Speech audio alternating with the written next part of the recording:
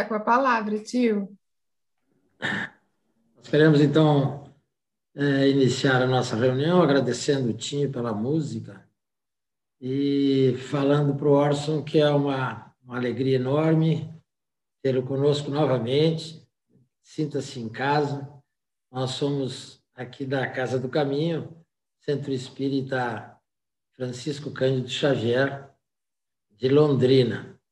E nós agradecemos a sua disposição de dividir conosco seu conhecimento, sua experiência na doutrina que nos une à luz do Evangelho de Jesus. Eu vou fazer a leitura inicial do Evangelho, pedir para o Fernando fazer a prece depois e, no encerramento, pedir a Kátia que faça a prece de encerramento. É evidente que o Orson está entre nós e o tempo é você que delimita, não se preocupe, você fica à vontade entre nós. Eu abri aqui a esmo, capítulo 15, Fora da Caridade e Nossa Salvação, exatamente no item 6, a caridade segundo São Paulo. Se eu falar a língua dos homens e dos anjos e não tiver caridade, sou como o metal que soa ou como o sino que tine.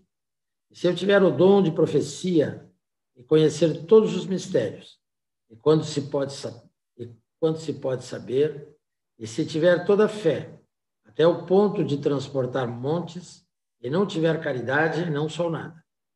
E se eu distribuir todos os meus bens em o sustento dos pobres, e se entregar o meu corpo para ser queimado, se todavia não tiver caridade, nada disso me aproveita. A caridade é paciente e é benigna. A caridade não é invejosa, não obra temerária nem precipitadamente. Não se ensoberbece, não é ambiciosa, não busca os seus próprios interesses, não se irrita, não suspeita mal, não folga com injustiça, mas folga com a verdade. Tudo tolera, tudo crê, tudo espera, tudo sofre. A caridade nunca, jamais há de acabar, ou deixem de ter lugar as profecias, ou cessem as línguas, ou seja abolida a ciência. Agora, pois, permanecem a fé, a esperança e a caridade. Estas três virtudes. Porém, a maior delas é a caridade. São Paulo compreendeu tão profundamente esta verdade que diz: se eu falar a língua dos anjos, se tiver o dom de profecia e penetrar todos os mistérios, se tiver toda a fé possível, a ponto de transportar montanhas, mas não tiver caridade, nada sou. Entre essas virtudes, a fé, a esperança e a caridade, a mais excelente é a caridade. Coloca assim, sem equívoco, a caridade acima da própria fé, porque a caridade está ao alcance de todos, do ignorante e do sábio, do rico e do pobre, e porque independe de toda crença particular. Faz mais, define a verdadeira caridade, mostra não somente na beneficência, mas no conjunto de todas as qualidades do coração, na bondade e na benevolência para com o próximo. Texto de Allan Kardec. Eu solicito agora ao Fernando que faça prece para abrir a nossa reunião. Nesse momento, então, vamos cerrar os nossos olhos físicos para nos preparar para os ensinamentos que vamos receber essa noite.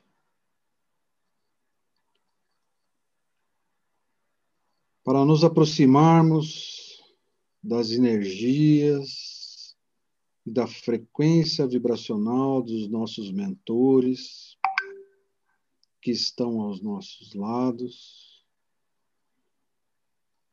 para que possamos, junto com os irmãos nossos, aproveitar ao máximo esse momento de espiritualidade. Pois ainda na nossa fase de desenvolvimento,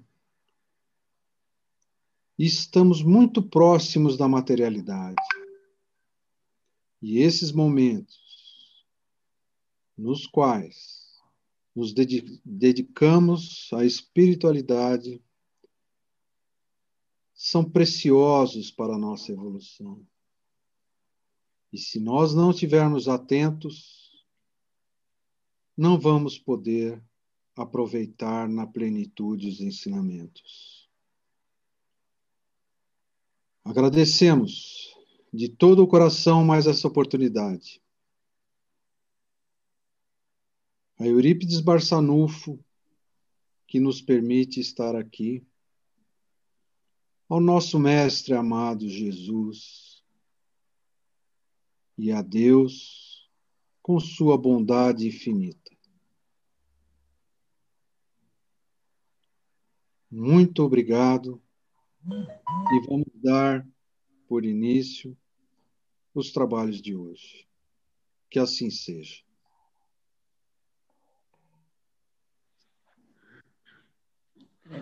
Obrigado, Fernando.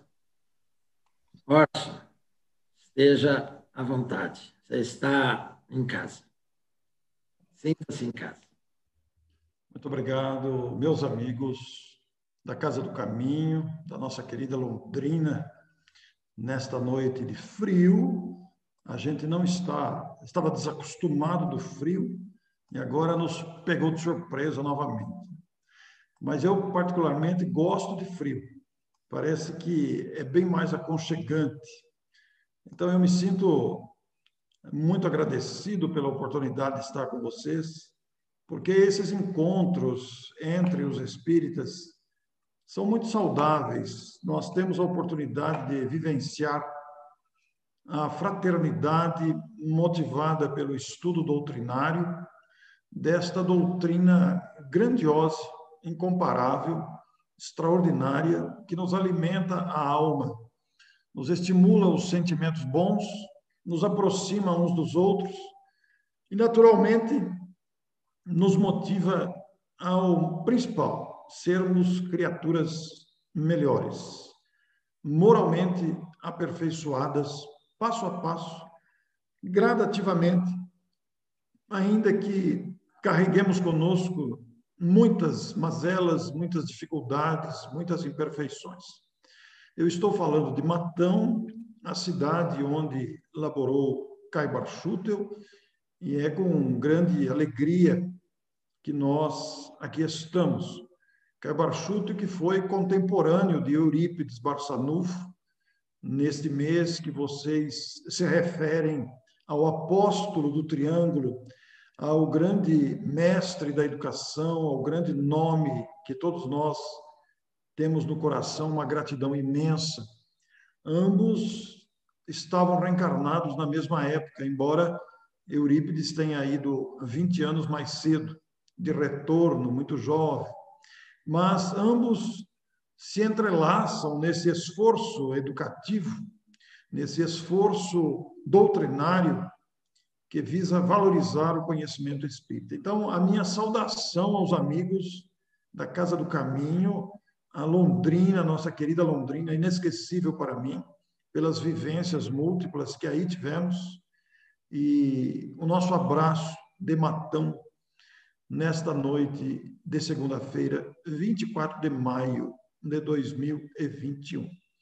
E nós oferecemos para a noite de hoje a palestra A Minha Paz Vos Dou. A minha paz eu vos dou, na anotação de João, lá no capítulo 14, versículo 27.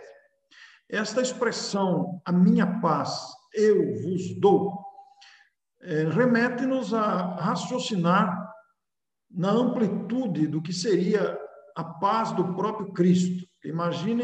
Imaginemos o Cristo oferecer aos homens de seu tempo, e não restrito aos seus contemporâneos, mas extensivo aos séculos e milênios vindouros, oferecer a sua paz.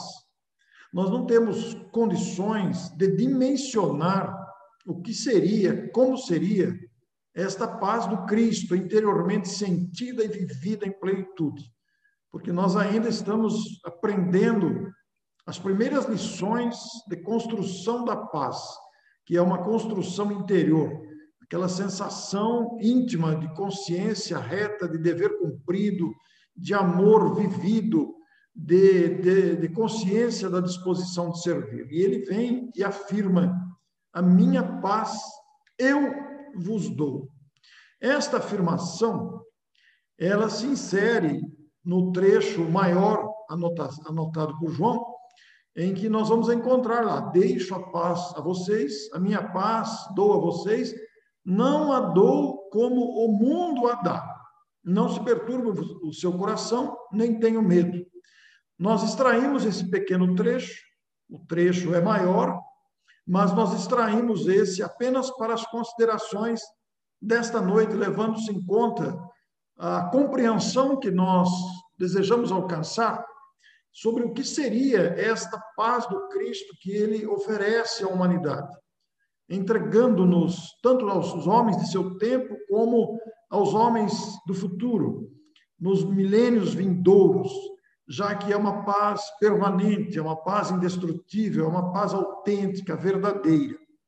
Se nós pegarmos no dicionário, não é uma definição espírita, mas uma definição de dicionário, nós vamos encontrar lá que a paz está definida como relação entre pessoas que não estão em conflito, um acordo, uma concórdia entre as criaturas.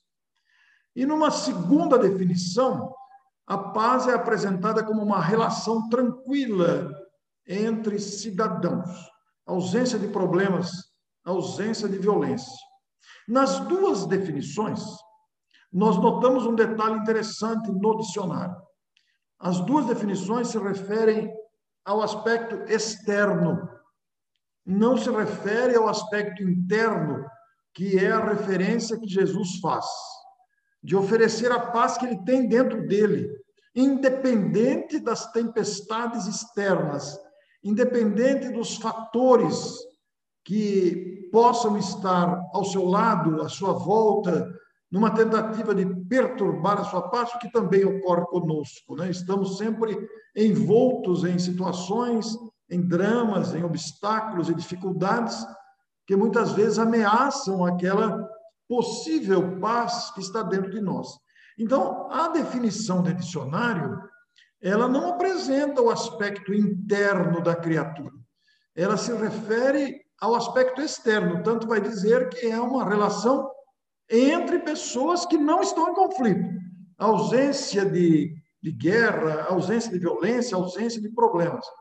Mas o fato é que a paz interior permite que nós estejamos, primeiramente, acordados no sentido de acordo conosco mesmo, com a paz interior que se reflete exteriormente também, a benefício das pessoas que possam volitar a nossa convivência, estar à nossa volta.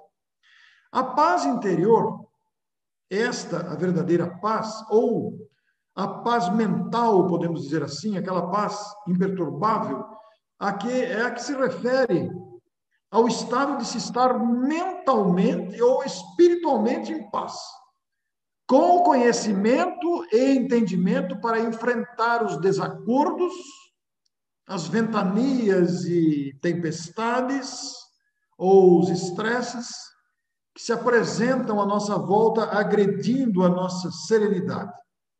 Esta paz interior é a paz que nós desejamos construir, aprendendo com Jesus a elaborá-la conscientemente dentro do coração, para que nada a perturbe.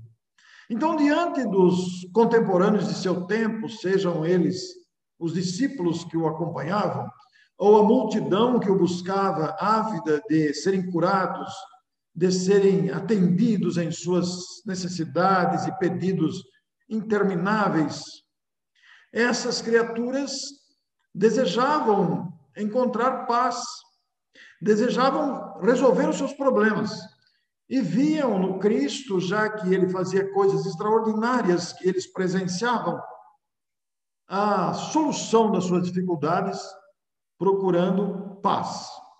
E ele atendia aquelas pessoas. E vai dizer, né? A minha paz eu vos dou.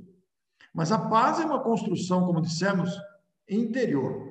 E para ilustrar esse fato, nós vamos nos valer de uma crônica de Irmão X, o nosso Humberto de Campos, que está no livro Cartas e Crônicas, no capítulo 19, Em Torno da Paz.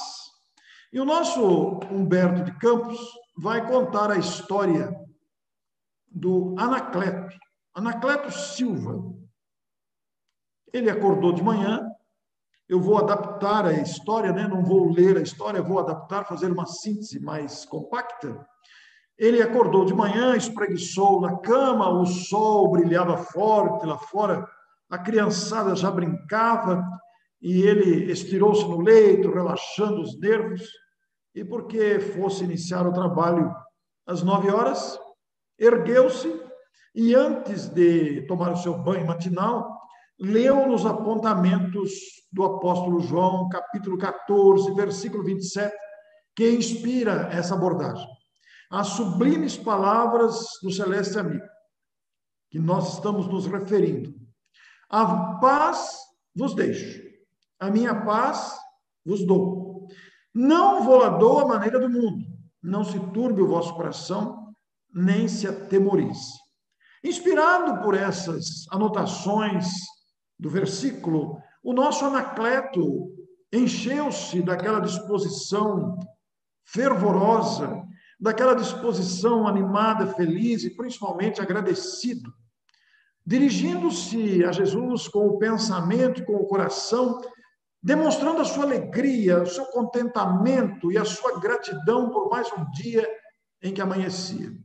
E prometia a si mesmo um comportamento de acordo com aquelas reflexões que ele podia fazer, agradecendo pela oportunidade de viver, pela presença de Jesus, por construir um relacionamento harmonioso com as pessoas com quem encontrasse na rua, no ambiente de trabalho para onde iria, que pudesse realmente canalizar as mentes para que houvesse harmonia nos relacionamentos.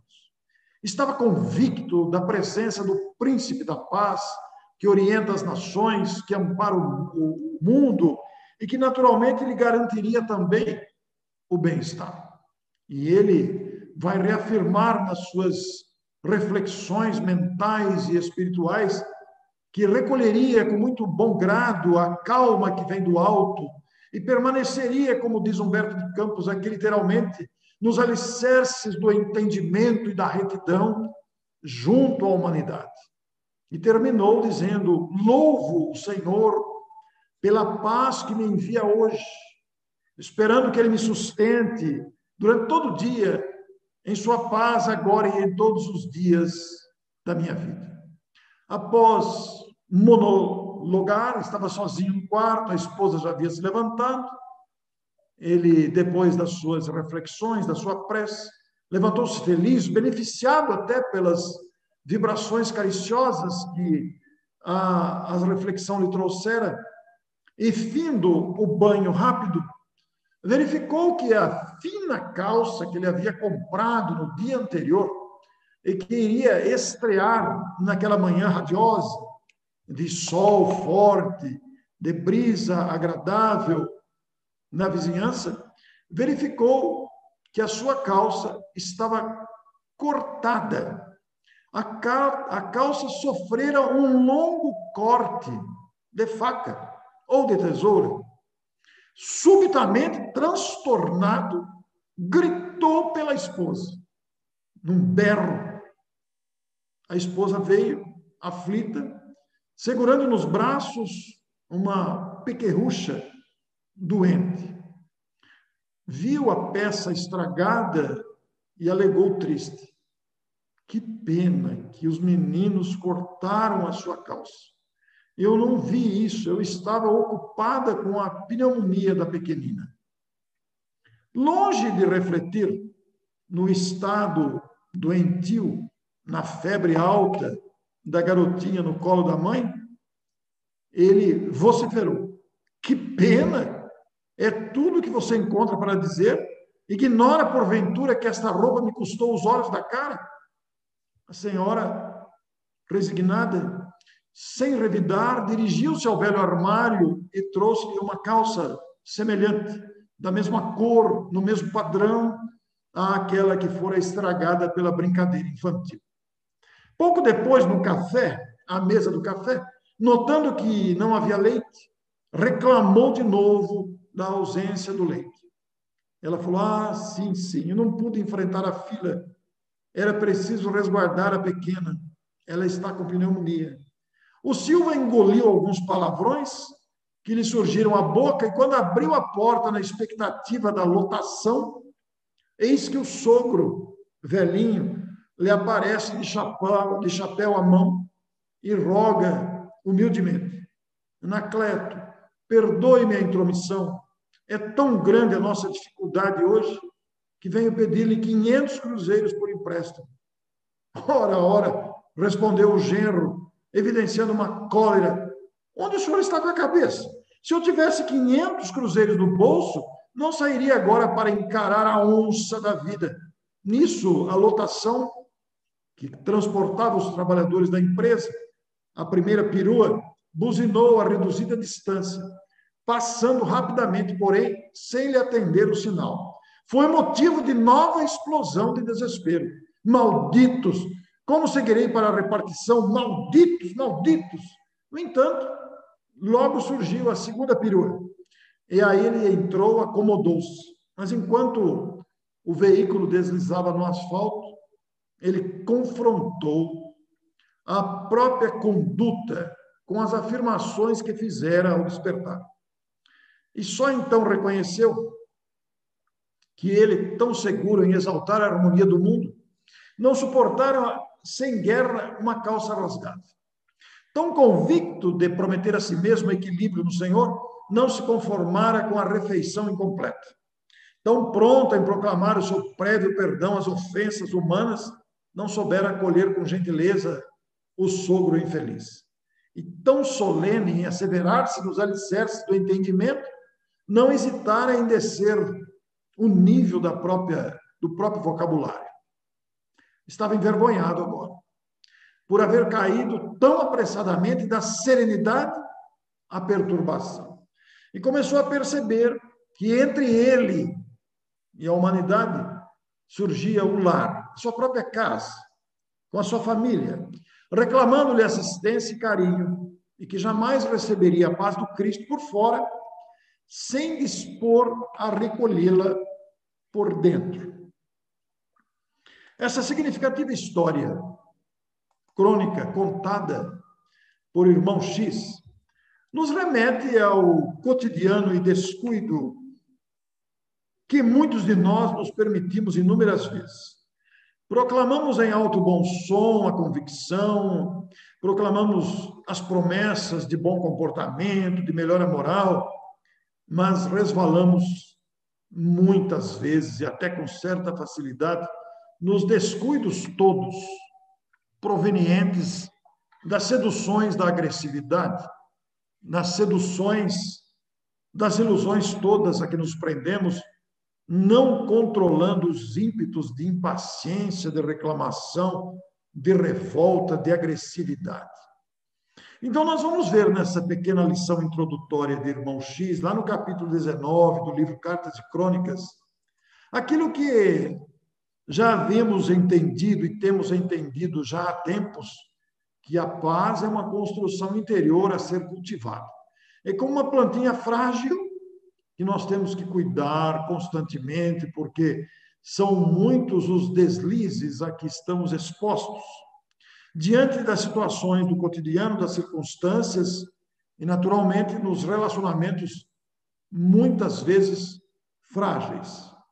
Entre nós, que nos recolhemos na intimidade do lar, como conclui o próprio Anacleto nas suas reflexões, o personagem citado por irmão X, entre nós e aqueles com quem vamos nos encontrar, existe uma família que Deus nos designou para que aprendêssemos a viver no coletivo o que devemos viver na intimidade do próprio lar e da própria convivência. Já Emmanuel, o grande Emmanuel, no nosso livro, de autores diversos. No capítulo 31, que tem o título significativo de Evangelho e Paz, numa belíssima lição, nós não vamos ler a lição, nós extraímos trecho parcial. Emmanuel vai dizer: o grande médico e sublime renovador do mundo ainda é o Cristo, que revelou o mistério do sacrifício pessoal por lição inesquecível de ressurreição e triunfo. Nesse parágrafo da lição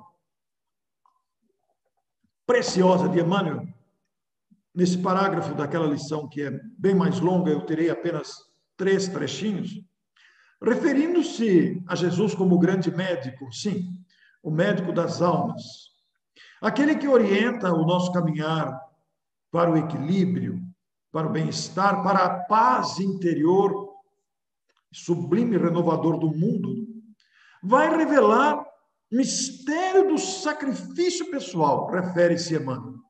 Esta expressão, sacrifício pessoal, ela traz em seu conjunto, em seu bojo, ela traz toda a estrutura, o sacrifício pessoal, que é capaz de alimentar, de produzir, de manter a paz.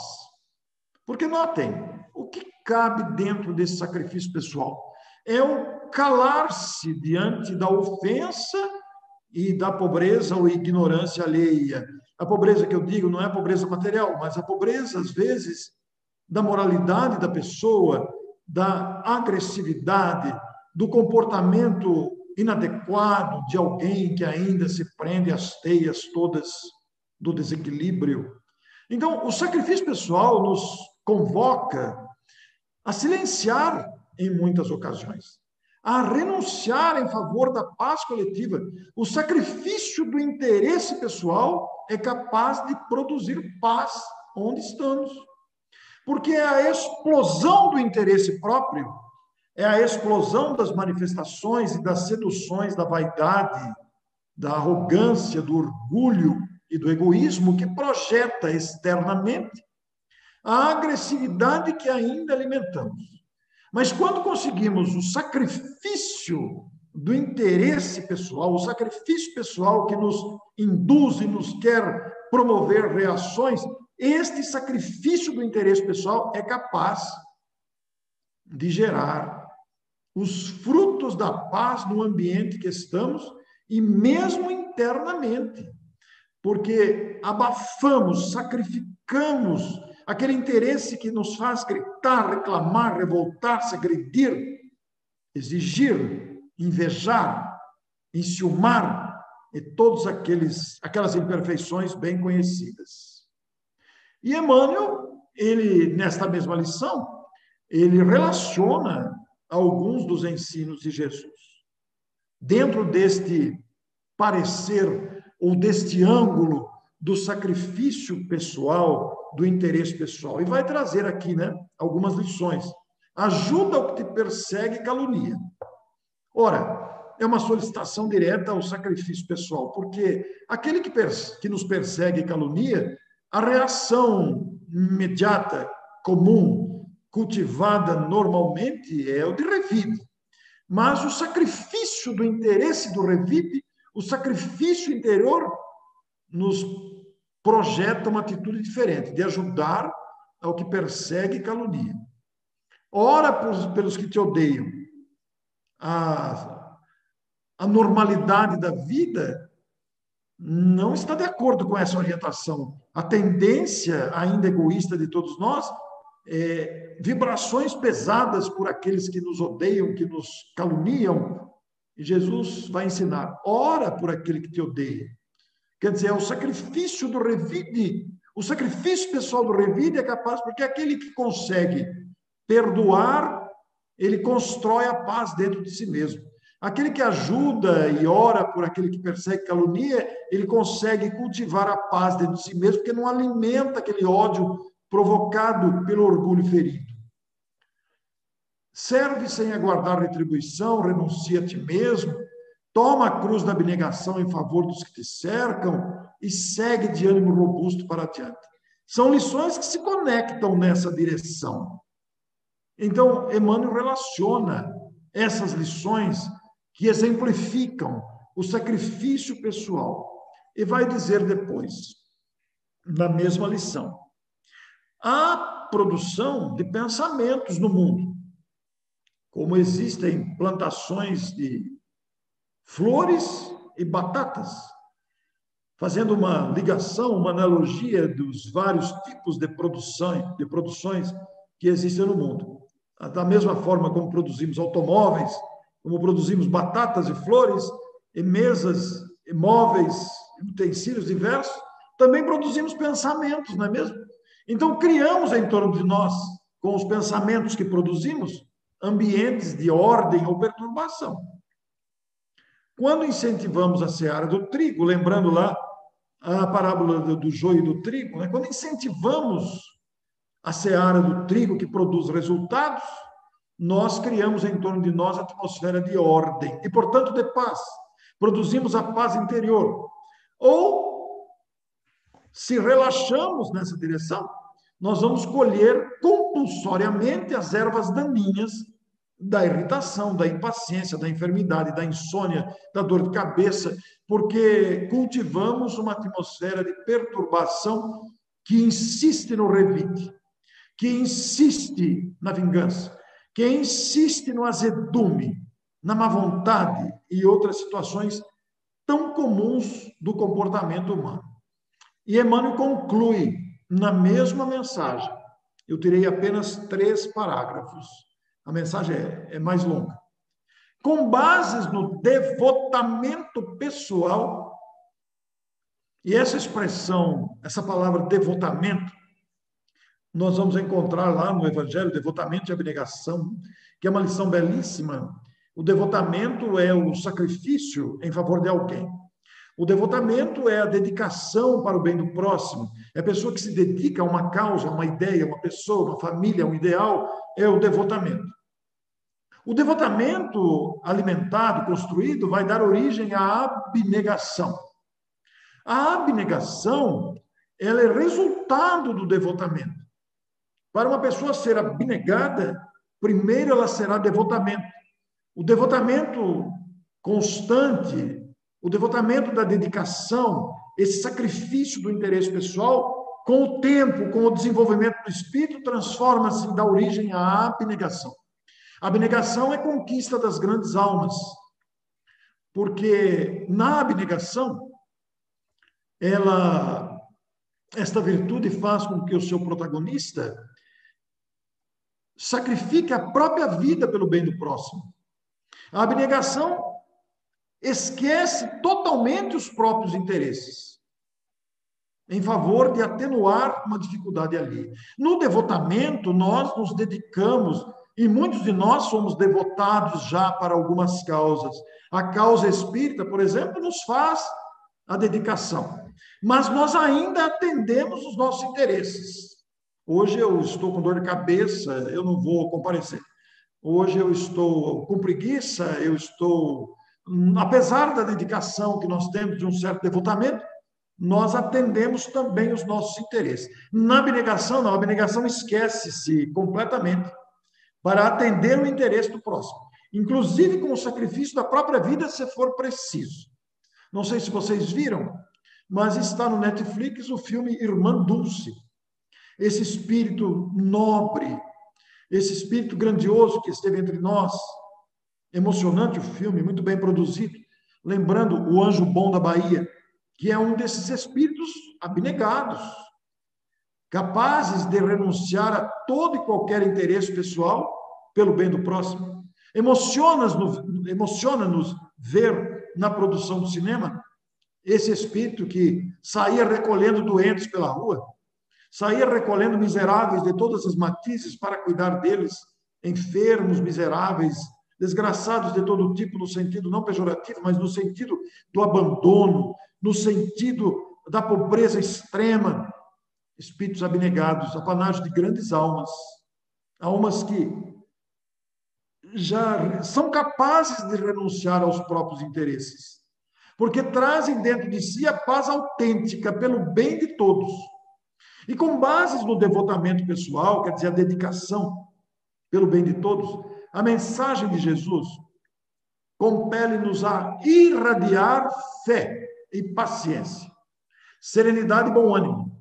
Impele-nos, convoca-nos, convida-nos a essas posturas de fé, de paciência, serenidade e bom ânimo, com atividade plena e infatigável a benefício da alegria comum. O devotamento, ele é capaz de produzir isso, beneficiados pelo convite pleno de Jesus, para que as nossas atividades sejam em favor da alegria comum. Então, nós vamos renunciar aos próprios interesses, o sacrifício pessoal, aqui Emmanuel se refere lá ao mistério do sacrifício pessoal para o bem e para a alegria comum. Mas depois de buscarmos o trecho original anotado pelo evangelista e nos basearmos no exemplo do irmão X e também buscar a sabedoria de Emmanuel, busquemos o nosso Kardec. E Kardec é pródigo nas considerações sobre essa conquista da paz, nos seus comentários, nas respostas que os espíritos deram. E lá na Revista Espírita, uma mensagem selecionada por Allan Kardec, está na edição de fevereiro de 1863, numa mensagem assinada pelo F.D., está abreviado, Antigo Magistrado, dentro do subtítulo Dissertações Espíritas, com o título Paz aos Homens de Boa Vontade, nós vamos encontrar uma afirmação extraordinária. O Espírito Autor vai dizer que não tivestes a paz porque não tivestes boa vontade. E a gente começa a perceber o alcance e a profundidade dessa afirmação, porque a má vontade, ela é destruidora da paz. A má vontade, ela agride a paz. A boa vontade traz paz. Quando você vai de boa vontade, você não cria conflito interno, não cria conflito externo. Você vai com boa vontade, com a disposição plena. Não tivesse a paz, porque não tivesse boa vontade, afirma o Espírito. E lá em O Evangelho segundo o Espiritismo, no capítulo 5º, o conhecido capítulo Bem-aventurados os aflitos, nós temos a lição belíssima Tormentos Voluntários, que vai nos lembrar, né, que o ciúme, a inveja, são tormentos que nós criamos para nós mesmos, são tormentos que poderiam ser dispensáveis. Quando o nosso Júpiter leu a mensagem da caridade no início da reunião, da caridade que faz isso, da caridade que suporta, que compreende, a caridade em sua acepção plena da palavra, nós vamos ver a importância, a prática da caridade é resultado desse sacrifício pessoal em favor de alguém, de uma causa, de uma ideia, de um ambiente, etc. E lá nos Tormentos Voluntários, a lição do Evangelho, no capítulo 5, nós vamos encontrar uma afirmação valiosíssima, que é a paz do coração.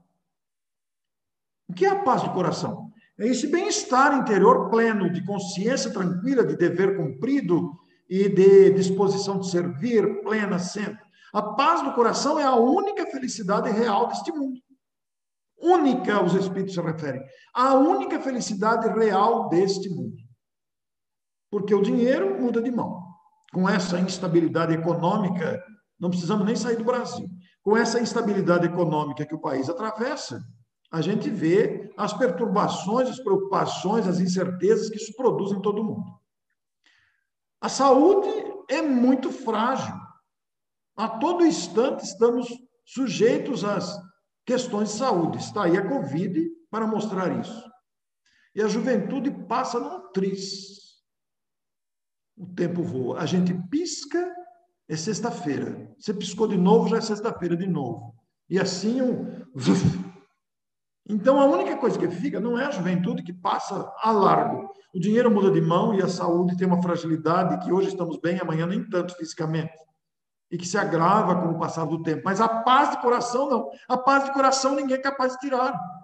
Porque a paz de coração é resultante dessas observações sábias dos ensinos de Jesus. E vamos encontrar na questão 922, conhecida questão do Livro dos Espíritos, que a felicidade com relação à vida material é a posse do necessário. E muitas vezes nos esfalfamos com os boletos que vencem. Os boletos vencem, a gente exagera no cartão, as faturas nos atormentam. Então, com relação à vida material, é a posse do necessário que vai nos sugerir naturalmente prudência nos gastos. Com relação à vida moral, que é a que nos interessa mais, é a consciência tranquila e a fé no futuro. Então, a consciência tranquila e a fé no futuro constrói essa paz. Porque, apesar de todas as tempestades que estejam à nossa volta, traduzindo paz interior, saberemos administrar esses desafios que estão conosco. E nesse ponto nós queremos lembrar o grande Eurípides.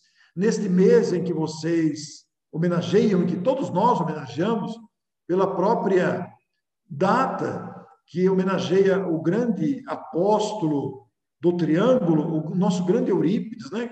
A sua biografia fartamente conhecida, divulgada, estudada, refletida, pensada e sempre trazido à baila, como neste mês de maio, que vocês também dedicam a ele. A sua história é riquíssima em lutas, em dificuldades, mas também em alegrias, em prodígios de uma alma nobre, que ele, depois que conheceu o Espiritismo, ele que era católico, né? E vocês sabem da revolução que isso causou, das perseguições que sofreu, por ter mudado a sua convicção, a perseguição da igreja, etc. e tal. Depois de toda aquela questão, né, nós vamos encontrar o Eurípides fortalecido pela paz do coração, pela criatura que se fortaleceu no conhecimento e na vivência plena dessa construção interior. Ele que fundou o Colégio Allan Kardec, a instituição se tornou verdadeiro marco no campo da educação. Isso na história do Brasil, na história do Espiritismo, é algo marcante que todos nós rememoramos com alegria. Mas ele sofreu as perseguições próprias de uma época de preconceitos, de ignorância. Fortalecia-se o movimento espírita na região. E esse fato incomodava sobremaneira o clero católico, o que Caibar Schutter também enfrentou aqui em Matão. Passando inicialmente de forma velada, e logo após, declaradamente, a desenvolver uma campanha difamatória contra Eurípides e o próprio Espiritismo, né? Como também aqui os padres de Matão encetaram contra Caibar Schutter. Ambos, que foram contemporâneos, enfrentaram lutas muito parecidas. Barçanufo, o grande apóstolo do Triângulo, por sua vez, defendeu suas ideias por meio de colunas do jornal Alavanca, discorrendo principalmente sobre o tema Deus não é Jesus e Jesus não é Deus, com argumentação abalizada, incontestável, o que naturalmente gerou um conflito de ideias com os acontecimentos da igreja. Diante disso, a igreja enviou a Sacramento, direto de Campinas, o reverendo Feliciano Iag, famoso por suas pregações de conhecimento, convencida de que as argumentações infligiriam o golpe derradeiro no Espiritismo. E foi assim que o referido padre desafiou Eurípides para uma polêmica em praça pública, aceita e combinada em termos. Nós vemos aí, portanto, um advento externo ameaçando a situação de paz de uma cidade, de uma ideia, de um homem, de um ideal. No dia marcado, naturalmente, é histórico isso, né? O padre iniciou suas observações, insultando o Espiritismo. E os espíritas, doutrina de demônio, seus adeptos, loucos, passíveis de penas eternas, praguejava o padre. Era um testemunho público de ódio e demonstração de intolerância e sectarismo. Era um testemunho, era uma manifestação clara de contrária à paz. Nós estamos aqui lembrando a afirmação de Jesus: a minha paz eu vos dou, não vos dou como dá o mundo. O mundo considera a paz como ausência de problemas, ausência de desafios, ausência de agressividade, relação de concórdia entre os homens, né? O mundo classifica a paz assim. Mas a paz nós vamos encontrar neste exemplo de Eurípides. Eurípides, por sua vez, presente ali ao debate provocado pelo padre que desafiou Eurípides, aguardou, por sua vez, serenamente a oportunidade de falar, iniciando com uma prece sincera, humilde e bela, implorando paz e tranquilidade para uns e luz para outros, tornando, pois, o ambiente propício para a inspiração e assistência do plano maior. E, em seguida, iniciou a defesa dos princípios nos quais se alicerçavam seus ensinamentos. Veja, o nosso Eurípides foi buscar dentro de si mesmo a paz que ele sentia, para trazer o ambiente adverso, o ambiente de expectativa que vai acontecer agora, né? Como que ele vai sair dessa? Era uma armadilha para desmoralizar Eurípides e o Espiritismo. E Eurípides, ao invés de revidar as insinuações, a agressividade do padre, fez uma prece humilde, bela, implorou paz. Com delicadeza e lógica, naturalmente trazida pela sua inteligência, pelo seu perfil psicológico de um homem de bem, interiormente em paz, daquela paz verdadeira que o Cristo deixa àqueles que se deixam sensibilizar pela sua grandeza, ele, dando vazão à sua inteligência, descortinou os desvirtuamentos doutrinários apregoados pelo reverendo. E foi corroborado pela manifestação alegre e ruidosa da multidão. Ao terminar a famosa polêmica, e naturalmente reconhecendo o estado de alma do reverendo, né? Porque o reverendo ficou sem palavras, ficou sem saída, se sentiu naturalmente abatido. E se Eurípides não tivesse a paz dentro dele, se aproveitaria, se fosse um homem comum, se aproveitaria para humilhar, mas não foi isso que aconteceu, né? Eurípides era um homem pacificado e em momento algum desejou humilhar o reverendo equivocado. Ao terminar e percebendo o estado de alma do reverendo, envergonhado, sentindo-se ele humilhado, Eurípides aproximou-se dele e abraçou fraterna e sinceramente. Este episódio da vida de Eurípides, bastante conhecido também, vai nos trazer a grandeza do que é a paz construída, alimentada com os valores dos ensinos de Jesus. E por isso mesmo, é importante valorizar esses exemplos. E para isso eu gostaria de concluir, eu não vou ler porque ela é muito conhecida, não é objetivo ler, mas todos nós conhecemos aquela famosa página, Deus, que Eurípides escreveu. E o biógrafo Jorge Resini considera um poema de elevado valor literário e cuja leitura nos causa uma suavíssima descarga fluídica. O famoso texto, Deus, escrito por Eurípides, declamado, lido, refletido por muitos palestrantes, sempre lembrado, muito conhecido de todos nós, vai afirmar no seu primeiro parágrafo: o universo é obra inteligentíssima, obra que transcende a mais genial inteligência humana. E como todo efeito inteligente tem uma causa inteligente, é forçoso inferir que a do universo é superior a toda inteligência. É a inteligência das inteligências, a causa das causas, a lei das leis, o princípio dos princípios, a razão das razões, a consciência das consciências, é Deus. E o texto prossegue, apresentando na grandeza, na inteligência, na inspiração do nosso Eurípides, naqueles versos que todos conhecemos, apresentando a grandeza da obra divina, no reconhecimento deste amor que está em toda parte e que é estimulante para que tenhamos dentro de nós esta paz que precisamos viver e construir. Porque quando pensamos na oração dominical, na oração que Jesus ensinou, em que, ao concluir a sua mensagem, o seu poema de beleza, traduzível, quando Eurípides termina, e reconheço no Senhor, Deus, reconheço-vos eu, Senhor, com Jesus, quando ora, Pai nosso que estais nos céus, ou com os anjos quando cantam glória a Deus nas alturas. A assimilação dessas lições belíssimas serão capazes de nos auxiliar vivamente na construção da paz interior que todos desejamos, que todos ansiamos, porque a paz precisamos dela.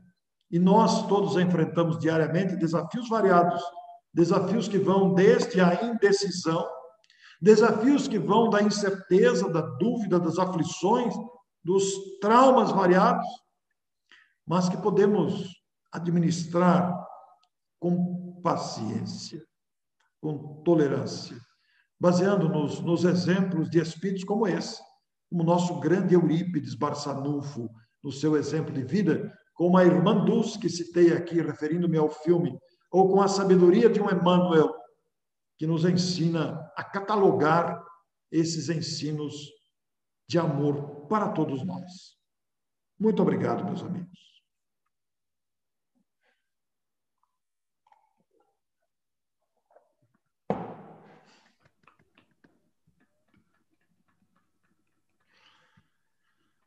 Agradeço imensamente o carinho de vocês, agradeço imensamente a presença. Deixemos-nos contagiar pela grandeza desses espíritos. Eu estou vendo aqui a presença da minha esposa, que está aqui com a câmera apagada, da Neuza Lino, de São José dos Campos, e também da Elza, de Barra Bonita. São pessoas que estão acompanhando conosco aqui. Eu quis dizer para vocês, apenas para vocês saberem, de pessoas de outras cidades que também tiveram acesso. Eu mandei o link para que estivessem. Então, para todos nós, é uma alegria. A Neuza Lino é a esposa do Sérgio, que está lá em São José dos Campos. Ele está enfermo. Eu quero mandar para ele o meu abraço de carinho, para que ele fique bom, para que ele confie na vida e construa dentro de si a paz que todos nós, viu, Sérgio, também precisamos. Um grande abraço a você, meu amigo. Um grande abraço. Orson, muito obrigado. Parabéns pelas suas colocações.